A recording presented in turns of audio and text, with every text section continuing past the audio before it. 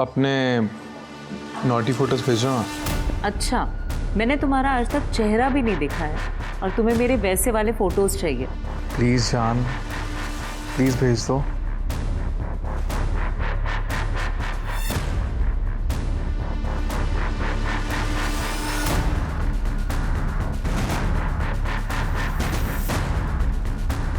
कैसे लगे फोटोज? अब तो मुझे तुम्हें देख लेने दो ना। मैं भी तुमसे मिलने के लिए बहुत बेसब्र हूँ। मिलना चाहोगी? Selina, my coffee. हाँ लाई।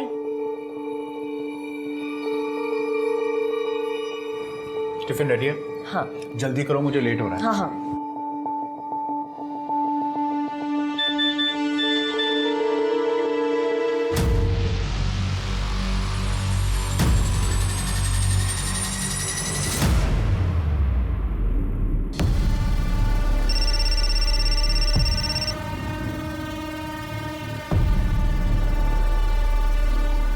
इस मैसेज का क्या मतलब है? मुझे अर्जेंटली 2 लाख रुपए की ज़रूरत है, मेडिकल इमरजेंसी है। 2 लाख नहीं है मेरे पास। तो इंतज़ाम कर। लिसन, मेरे हस्बैंड अभी घर पे है, मैं बाद में फ़ोन करती हूँ। Jesus, I'm late now. I'm sorry.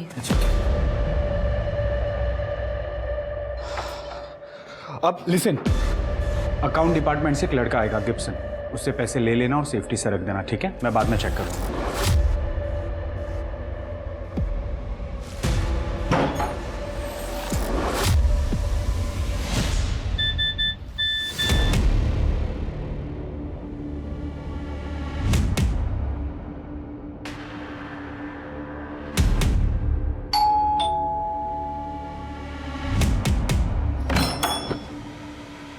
Good afternoon madam. Ma'am ये बैग पीटर सर को दे दीजिएगा। Okay. Thank you ma'am.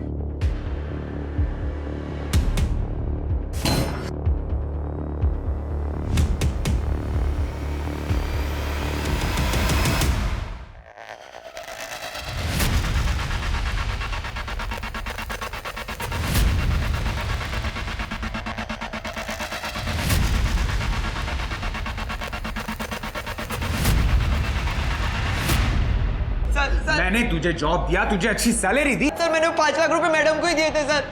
Jesus, सच बता पैसे कहाँ रखे हैं, वरना मैं अभी पुलिस को बुलाऊंगा। Sir I swear on God sir, मैंने सर कुछ ऐसा नहीं किया sir. He is innocent.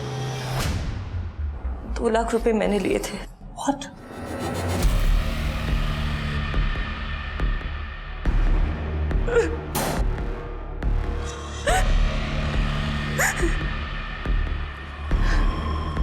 Peter, someone is blackmailing me. What?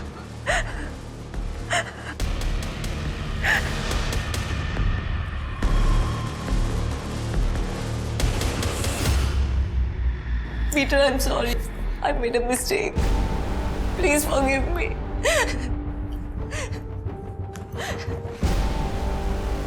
I beg you, Peter. Please माफ कर दो। मैं एक जरूरी मीटिंग के लिए जा रहा हूँ। जब तक वापस आऊं तब तक मुझे तुम या तुम्हारा कोई भी सामान दिखना नहीं चाहिए। Please Leave right now!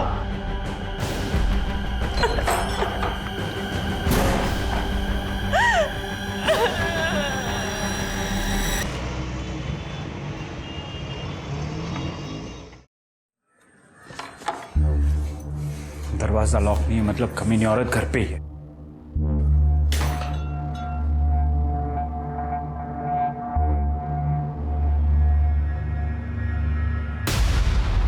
Selina,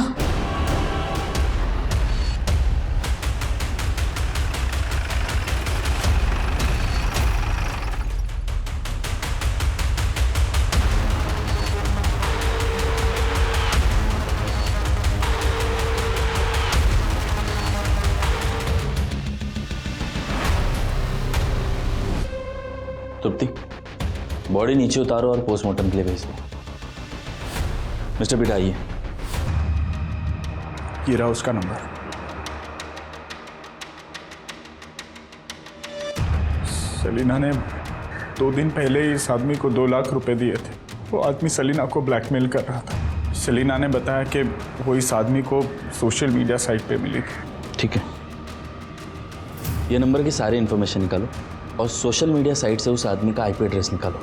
हो सकता है सेलिना की तरह और भी कोई विक्टिम हो। शिरके, इसके बारे में सबको पता होना चाहिए। एक प्रेस कॉन्फ्रेंस बुलाओ।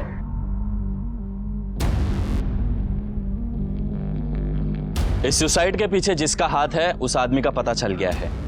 ये सोशल मीडिया के थ्रू औरतों को फंसाता है और उन्हें ब्लैकमेल करता है। तो मैं आपसे रिक्वेस्ट करता हूं कि और भी अगर सेलिना की तरह कोई पीड़िता हो तो प्लीज सामने आए, घबराए नहीं, हमारी मदद करे उस आदमी को पकड़ने में। सर, जो नंबर हमें सेलिना के फोन से मिला था वो फेक आईडी से खरीदा गया था और जो फाइल उसे ट्रांसफर की गई है उस कंप्यूटर का आईपी एड्रेस भी न्यू पनवेल का है। हालांकि मैंने वहां की पुलिस को इन्फॉर्मेशन दे दी है। Very good Shirke. सर, ये रूही शेख है। सर, इनका कहना है कि इनके साथ भी सेम धोखाधड़ी हुई है। पूरी बात डिटेल में बताइए। सर, मेरे शौहर काम के सिलसिले में दिन भर घर से बाहर आ करते और मैं अपने खाली समय में सोशल मीडिया यूज़ करती थी सर, सिर्फ टाइम पास करने के लिए। एक दिन एक सोशल साइट पर मेरी दोस्ती एक शांतनु नाम के लड़के से हो गई। सर, हम दोनों बहुत अच्छे दोस्त बन गए थे, काफ़ी देर तक चैटिंग भी करते थे। एक दिन हम दोनों मिले और फिर एक के बाद एक चीजें आगे बढ़ती चली गई। फिर उसने आपको आपत्तिजनक फोटोज और वीडियो दिखाए और आपको ब्लैकमेल करना शुरू किया। सही कहा मैंने? सर, मैं पहले ही उसे 1 लाख रुपए दे चुकी हूँ, अब वो 1 लाख रुपए की और मांग कर रहा है। सर, मैं इतने पैसे कहाँ से लाऊंगी? मुझे बहुत डर लगता है। देखिए, आप घबराइए मत। आप एक फॉर्मल कंप्लेन लॉन्च करा दीजिए, हम कार्रवाई करेंगे। अगर मेरे शौहर को पता चल गया तो मेरी जिंदगी बर्बाद हो जाएगी सर। मेरी रूही जी, देखिए, जब तक आप एक फॉर्मल कंप्लेन लॉन्च नहीं करेंगी तब तक हम आपकी कोई मदद नहीं कर पाएंगे। आप ये सब अपने शौहर को बता क्यों नहीं देती? मुझे पूरा यकीन है वो आपकी मदद करेंगे कंप्लेन करने में। मेरे शौहर मुझे तलाक दे रहे हैं और ये सब आप लोगों की वजह से हुआ है। पूरे मोहल्ले के सामने उन्होंने मेरा तमाशा बना दिया। आप लोगों की वजह से अब मेरे सर पर छत भी नहीं है। मैं क्या करूं, कहाँ जाऊं, बोलिए क्या करूं? गलती हर इंसान से होती है। तुम्हारी बीवी से भी गलती हुई, उसे उस बात का पछतावा है। देखो, तुम उसके शौहर हो, उसे माफ करो। रूही के अनुसार उसने इसके पहले कभी भी तुम्हें शिकायत का मौका नहीं दिया। हो गया आपका बोल के। अब मुझे एक बात बताना, अगर आपकी बीवी किसी पराये मर्द के साथ सोकर आती तो क्या आप उसे वापस अपनी जिंदगी में लेते? वो फोटोज और वीडियोस देखने के बाद उसे पहले की तरह वापस अपनाते? क्या हो गया, बोलती बंद होगी तुम्हारी? देखिए, आप ऐसे बात नहीं कर सकते।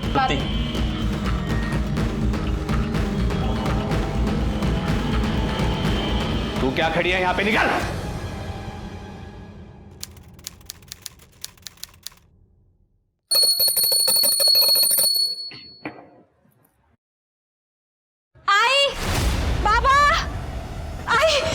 बाबा, अरे क्या हुआ? आई वो बाहर। क्या हुआ बताओ तो सही। आई बच्चा।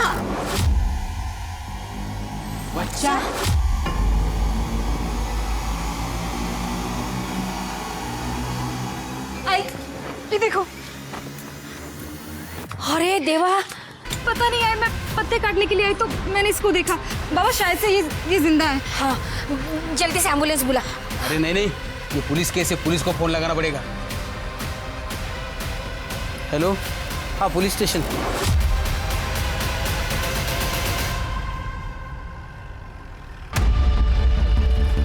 बच्चा कहाँ है? गॉड,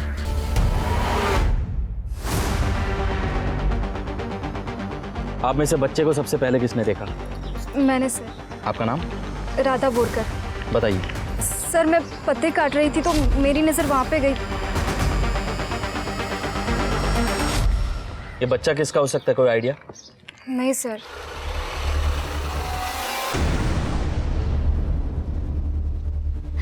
राजन, ठीक है ना? ये कौन है? ये मेरे पति हैं, पुणे में जॉब करते हैं, सॉफ्टवेयर इंजीनियर हैं।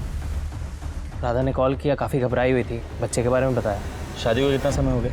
2 साल। कोई बच्चे? नहीं। ये आपके आई बाबा है?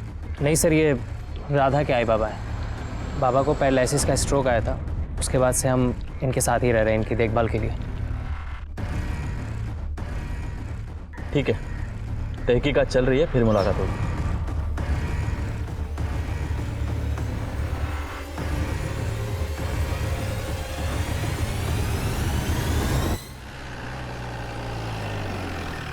सर, हमें जो बच्चा मिला है वो प्रीमेच्योर बॉर्न हुआ है। प्रेगनेंसी सिर्फ 7 महीने की थी। बच्चे की हालत बहुत ख़राब है, लेकिन सर डॉक्टर्स पूरी कोशिश कर रहे हैं और डॉक्टर्स का कहना है कि जिसने भी बेबी को डिलीवर किया है उसे डिलीवरी के बारे में कोई नॉलेज नहीं है। सर, मैंने आसपास के सभी हॉस्पिटल, क्लिनिक और गायनोकोलॉजिस्ट से पता किया है, किसी भी लेडी का बच्चा मिसिंग नहीं है सर। और जो लेडीज पिछले 1 साल में प्रेग्नेंट हुई हैं, सबकी डिलीवरी शेड्यूल टाइम पे ही होनी है। कोई कैसे कैलाश सोसाइटी में बच्चा छोड़ के जा सकता है?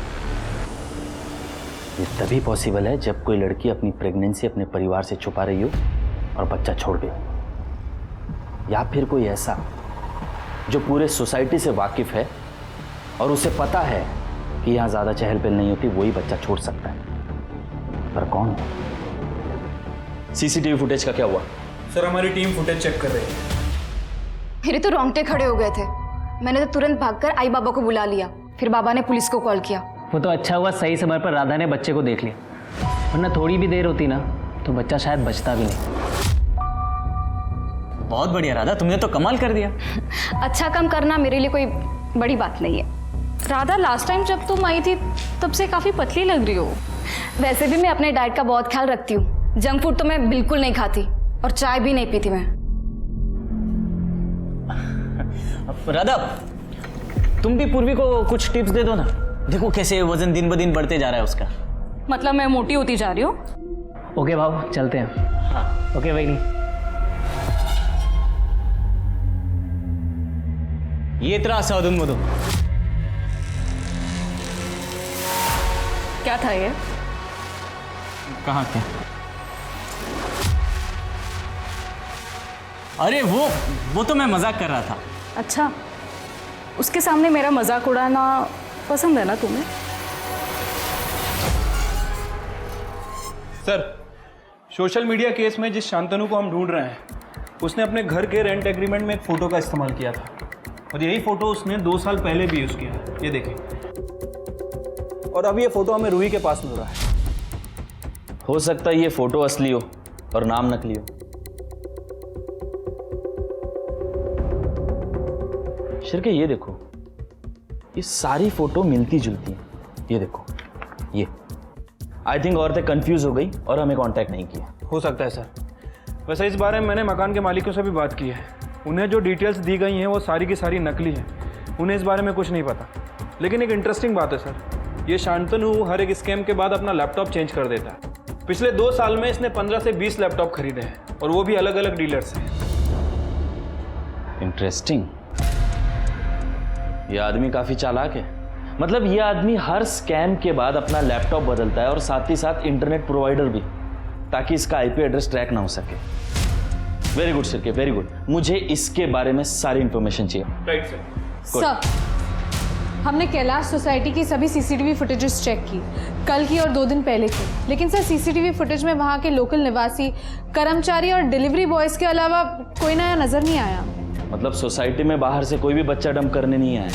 नो सर, ऐसा लग तो नहीं रहा है। ये कैलाश सोसाइटी में कितने बंगले होंगे? लगभग 15 से 20। और 18 से 40 की एज में कितनी औरतें? सर, शायद 25 से 30 औरतें होंगी। सबके डीएनए सैंपल लो और वो बच्चे से मैच करो। देखते हैं बच्चे का डीएनए सैंपल सोसाइटी में से किसके साथ मैच होता है। सर,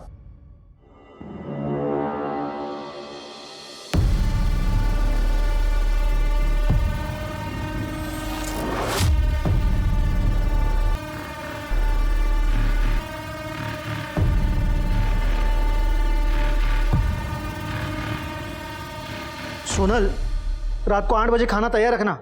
9 बजे ना सोसाइटी की मैनेजिंग कमेटी के साथ मीटिंग है। नरेंद्र भाई है ना, उनके पौधों का पानी सोहेल भाई के घर में जाता है।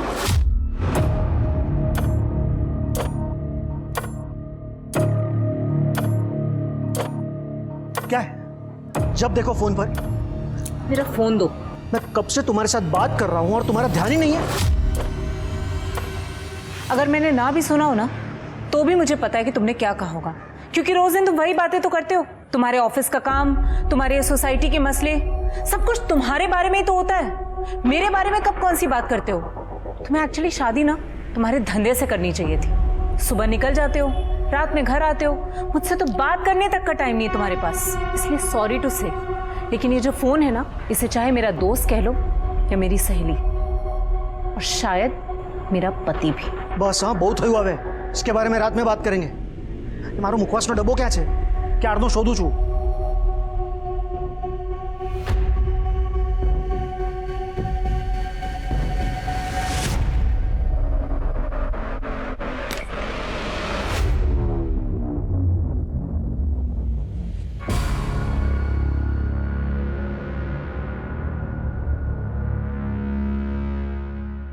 अपने नॉटी फोटोज भेजो ना।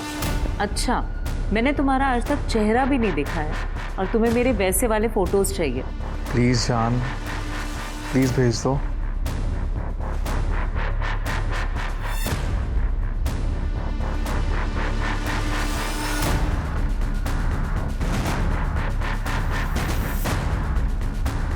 कैसे लगे फोटोज?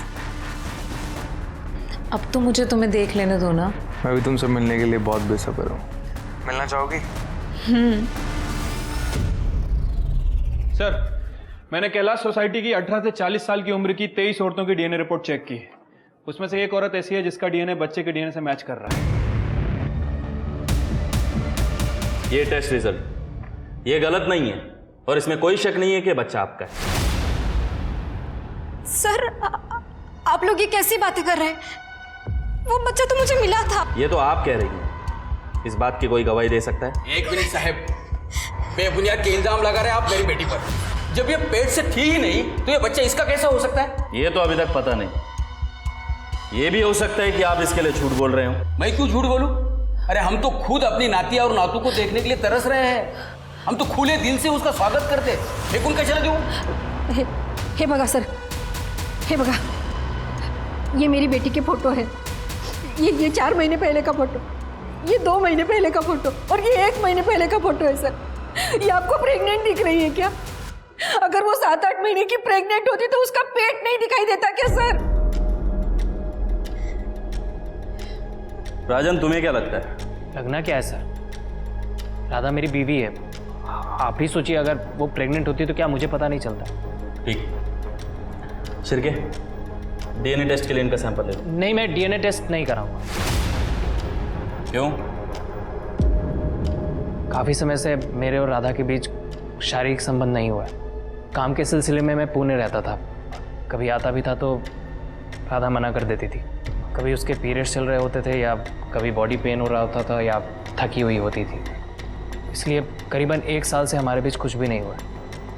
तो डीएनए टेस्ट के लिए क्या तकलीफ हो रही है? डीएनए टेस्ट तो मैं नहीं कराऊंगा, और इतना कानून तो मैं भी जानता हूँ कि बिना कोर्ट के ऑर्डर्स के आप मुझे फोर्स नहीं कर सकते। उसी कानून ने मुझे भी ताकत दी है कि मैं आप सबको इस शहर में रोक के रख सकूं जब तक ये केस सॉल्व नहीं हो जाता, क्योंकि आप सब शक के दायरे में हैं। मुझे इस पूरे परिवार की कुंडली चाहिए और खास कर उस राजन बोरकर की। मुझे एक बात समझ नहीं आ रही कि इस राधा ने प्रेगनेंसी छुपाई कैसे। लैब को बोले एक बार टेस्ट वेरीफाई करें। Yes sir. शांतनु, अरे आ गई तुम? आओ ना, अंदर आओ। वो दरवाजा बंद कर देना।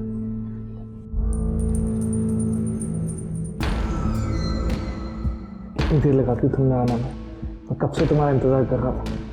अब मुझसे बिल्कुल भी रहा नहीं जा रहे।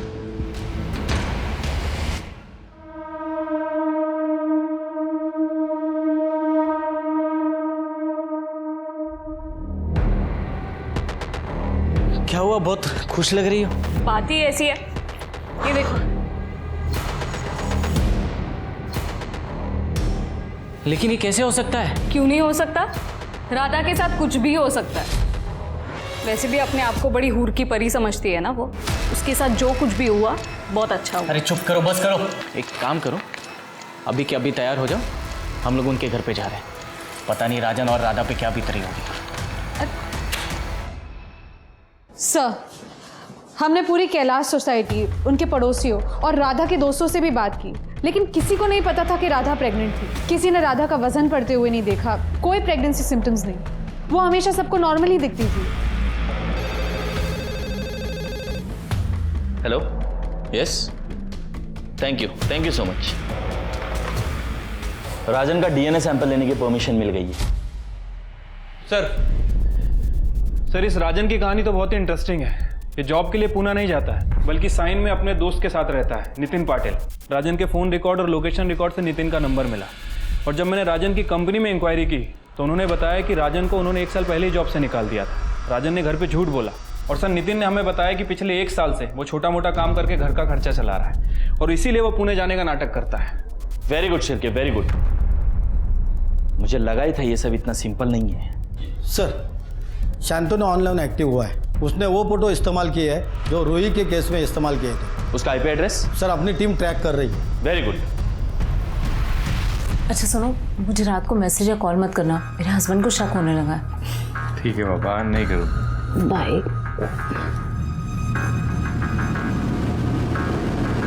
ठीक आहे, ती फाईल तयार करा, मी बघतो नंतर।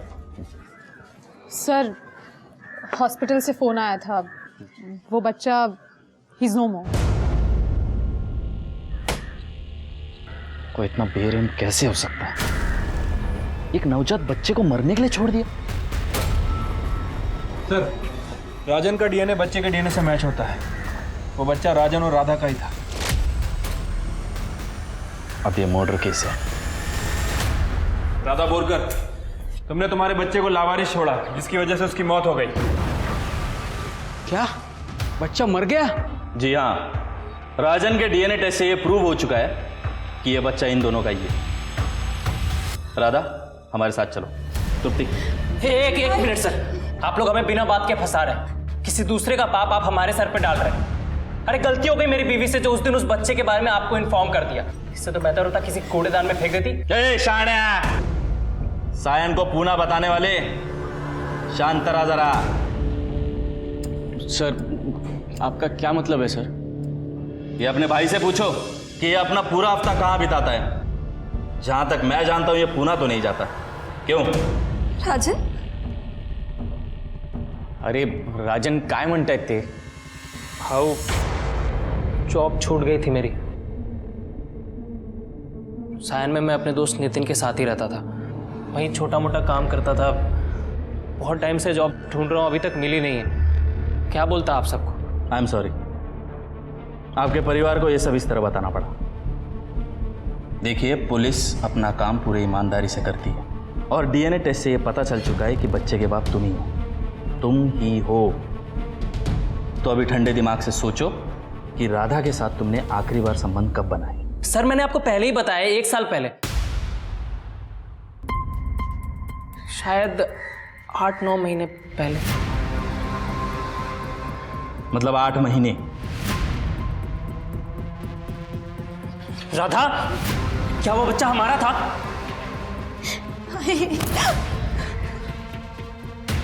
तृप्ति, लेके चलो। आपको कुछ गलत फहमी हुई है? राजन ने कुछ नहीं किया।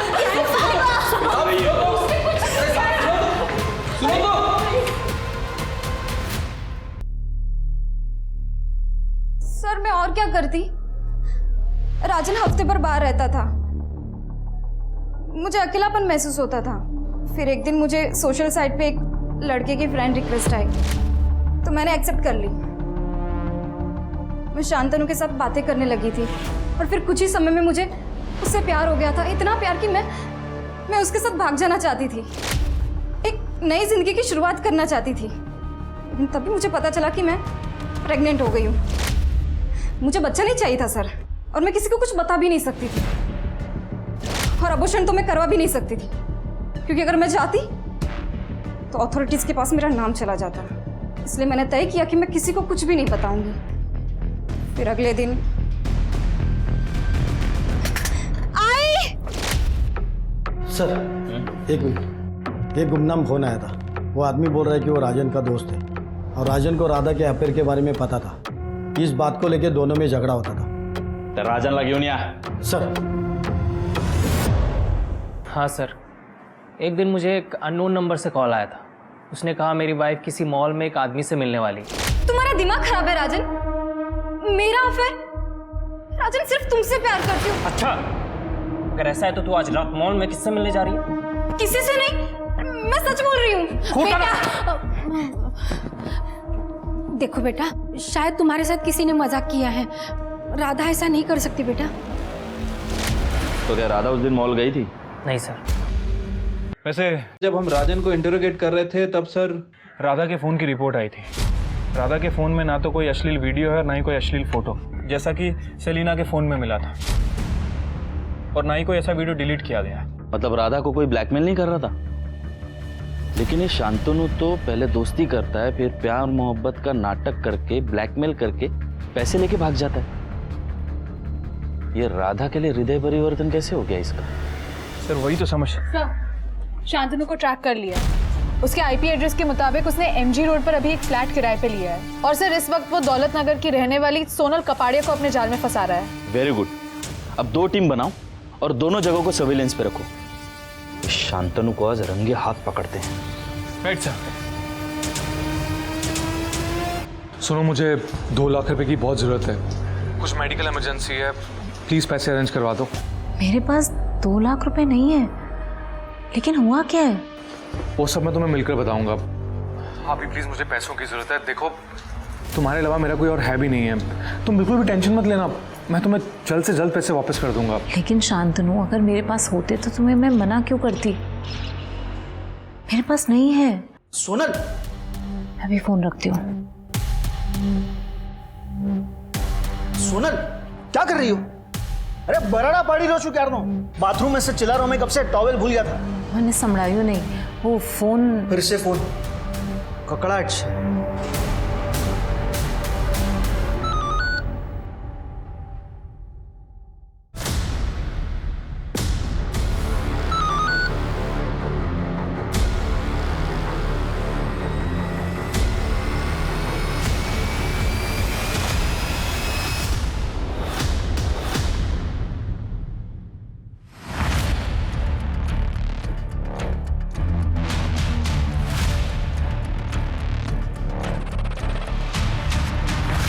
हाँ सर, सोनल निकल चुकी है। वो सोनल से ही मिलने जा रहा है।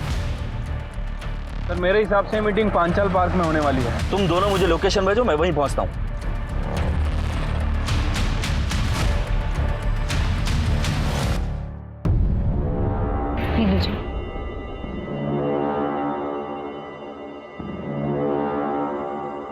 तुम ये ठीक नहीं कर रहे हो शांतनु।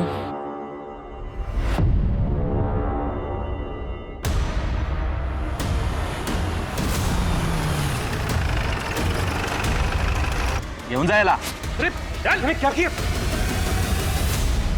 सब मेरे हस्बैंड घर पर। देखिए, आप घबराइए मत। इसने क्या क्या किया हम सब जानते हैं। आप थाने में आकर एक फॉर्मल कंप्लेंट कर देना, आपका नाम बाहर नहीं आएगा। सलीना सुसाइड केस में बहुत बड़ा डेवलपमेंट हुआ है। आज पुलिस ने शांतनु को रंगे हाथों गिरफ्तार किया है, जब वो किसी और औरत को ब्लैकमेलिंग का शिकार बना रहा था। बने रहिए हमारे साथ, इस केस से जुड़ी सभी डेवलपमेंट सबसे पहले आप तक पहुंचाएंगे।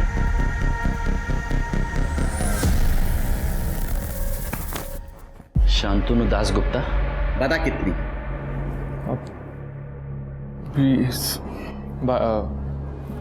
20-25 के आसपास। शादी के बाद थोड़ी बहुत चीटिंग तो चलती है ना। अरे तो तूने वो राधा बोरकर के साथ अभी तक ऐसा कुछ क्यों नहीं किया? मैं किसी राधा बोरकर को नहीं जानता। अच्छा, अरे मैं नहीं याद नहीं है? राधा बोरकर, 22 साल, शादीशुदा। 22 साल? फिर तो मैं वाकई में नहीं जानता, क्योंकि मेरा टारगेट सिर्फ 35 से 40 साल की औरतों पर होता है, जो सेक्सुअली एक्टिव होती हैं लेकिन अकेली और तन्हा होती हैं। अरे लेकिन वो राधा बोरकर जिस सोशल मीडिया साइट पे शांतनु से बात कर रही थी ना, उस पे तेरा फोटो था। अरे मुझे नहीं मालूम कि मेरा फोटो वहां पे कैसे पहुंचा, और मैं सच बता रहा हूँ, मैं किसी राधा बोरकर को नहीं जानता हूँ। सर जिस समय राधा शांतनु के टच में थी, उस समय शांतनु दासगुप्ता के फोन की लोकेशन और आईपी एड्रेस कहीं और का है। लेकिन राधा जिस शांतनु से बात कर रही थी उस समय उसका आईपी एड्रेस पवन बाग के साइबर कैफे का है, और राधा के मुताबिक उसने शांतनु से कभी मुलाकात नहीं की, उसे ऑनलाइन ही उससे प्यार हो गया। अच्छा, तभी राधा के कोई फोटोज और वीडियो नहीं मिले। लेकिन अगर ये शांतनु दासगुप्ता सच बोल रहा है, मतलब कोई दूसरा शांतनु है जो राधा को फंसा रहा है इसकी फोटो इस्तेमाल करके। हो सकता है सर, लेकिन सर इस शांतनु ने पिछले 15 से 20 दिन में कोई एक्टिविटी नहीं की। ओके शिर्के, ये साइबर कैफे में जाओ और ये जो कोई भी दूसरा शांतनु है उसकी फुटेज निकालो। सर, एक औरत की डेड बॉडी मिली है।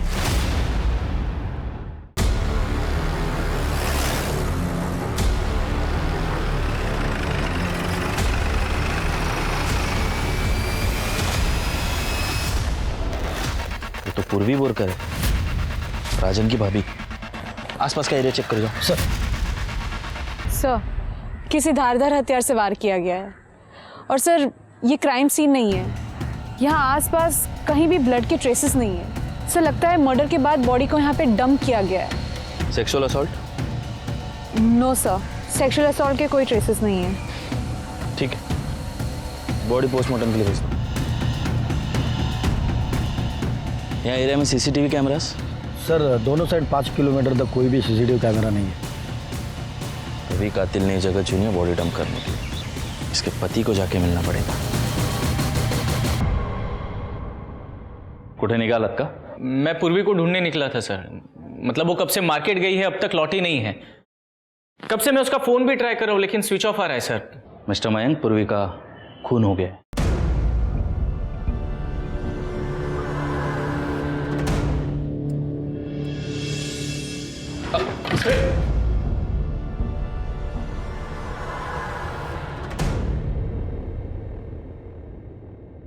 मिस्टर मयंक, सांभाळा स्वतःला। पूर्वी की डेड बॉडी हमें जंगल में मिली। उसको कोई क्यों मारेगा सर? पूर्वी की किसी से दुश्मनी, झगड़ा वगैरह? पूर्वी की डेड बॉडी के पास हमें उसका पर्स, मोबाइल कुछ नहीं मिला। क्या वो यहाँ हो सकता है? नहीं सर, वो अपने साथ लेकर गई थी, इसलिए तो मैं उसको फोन ट्राई कर रहा था सर। हमें फिर भी एक बार घर की तलाशी लेनी होगी। चेक करा। तृप्ति, साइबर टीम को बुलाओ और पूर्वी का सोशल मीडिया अकाउंट चेक करवाओ। Yes sir.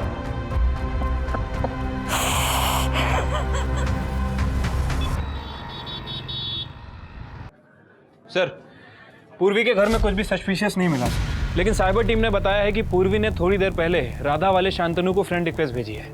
और शांतनु का आईपी एड्रेस? सर, टीम उस पर काम कर रही है। दूसरा शांतनु कौन है?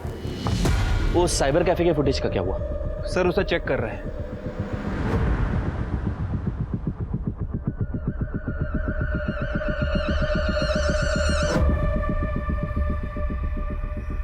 कुछ मिला? नहीं सर, अभी तक तो नहीं। ये दिखाओ। एक ये गोल्फ कैप वाला आदमी, ये पहले भी दिखा था ना? ओके। ये जूम करो।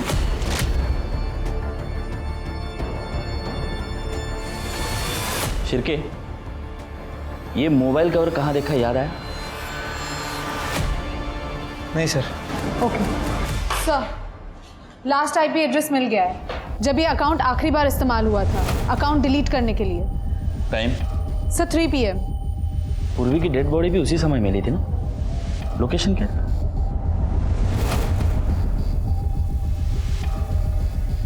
ये लोकेशन मैंने जहां ये मोबाइल कवर देखा है उस लोकेशन से मैच होती है।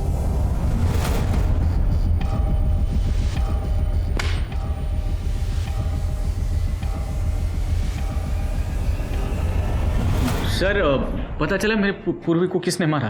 क्यों, तुम्हें नहीं पता? अरे सर, ये क्या बदतमीजी है। मैंने तो सिर्फ आपसे इतना पूछा कि पूर्वी को किसने मारा। पूर्वी को उसने मारा जिसके मोबाइल का कवर ये है।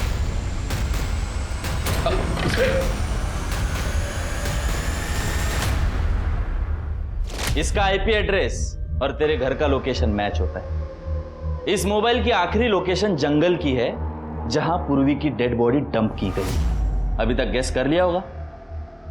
किसने मारा पूर्वी को? बोल पटपट। बता दो, सारी मेरी ही गलती है। मैंने तो सिर्फ राधा के साथ मजाक करने का सोचा था। बहुत घमंडी थी वो, हर वक्त मेरी पूर्वी का मजाक उड़ाया करती थी, उसे ताने मारा करती थी।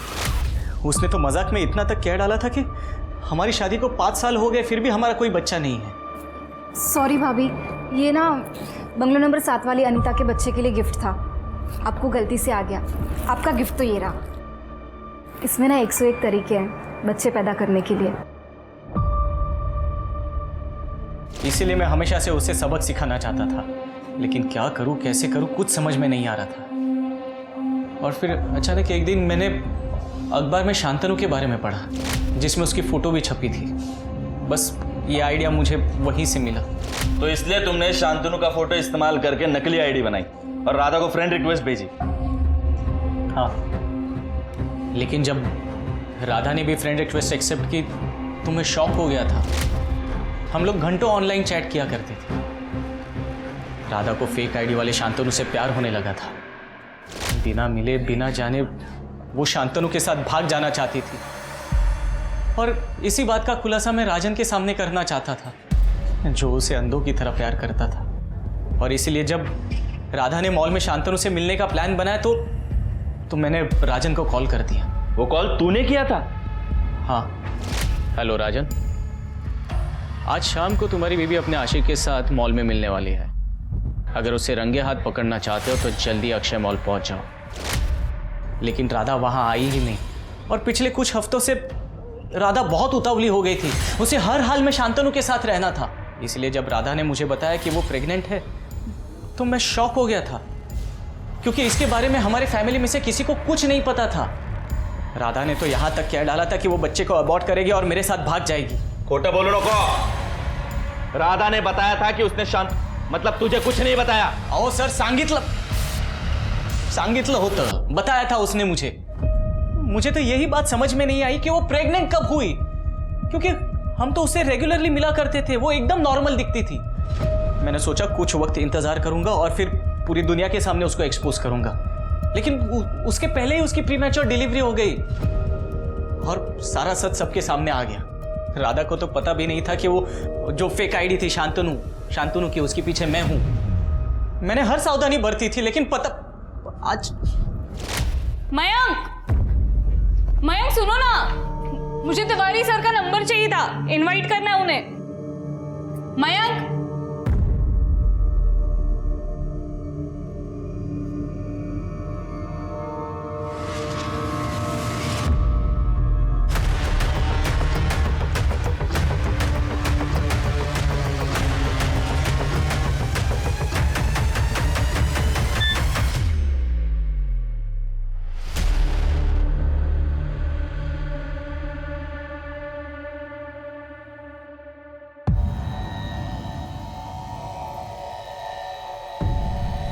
क्या हुआ? मैंने ही भेजी है रिक्वेस्ट। तुम ही शांतनु हो ना? राधा के साथ तुम ही चैट कर रहे थे। अरे नहीं पूर्वी, अफेयर चल रहा है ना तुम्हारा राधा के साथ? अरे नहीं, मैंने कैसे नजरअंदाज कर दिया? इसलिए तो तुम हमेशा उसकी तरफदारी करते रहते थे। अरे नहीं, मैं तो बस वो मजाक के तौर पे। मैं पुलिस के पास जा रही हूँ, सब कुछ बता दूंगी उन्हें। अरे पूर्वी देखो, तुम ऐसे कुछ भी नहीं करने वाली हो। उसे बच्चा अबॉर्ट करने के लिए तुमने कहा था, मतलब वो बच्चा भी तुम्हारा है ना, इसलिए तो उसका डीएनए। मैं बता दूंगी पुलिस को सब कुछ। नहीं पूरी सुनो, अरे ऐसी कोई बात नहीं। सुनो, बैठो यहाँ पर, मैं तुमको सब बता। जिंदगी बर्बाद कर दी है तुमने मेरी। कुछ बर्बाद नहीं किया है। सुना मुझे, क्या फायदा हुआ रे ये सब करके? तूने तेरी जिंदगी तो बर्बाद कर ही दी और साथ ही साथ राधा और राजन की भी कर दी। अब पूरी जिंदगी जेल में सड़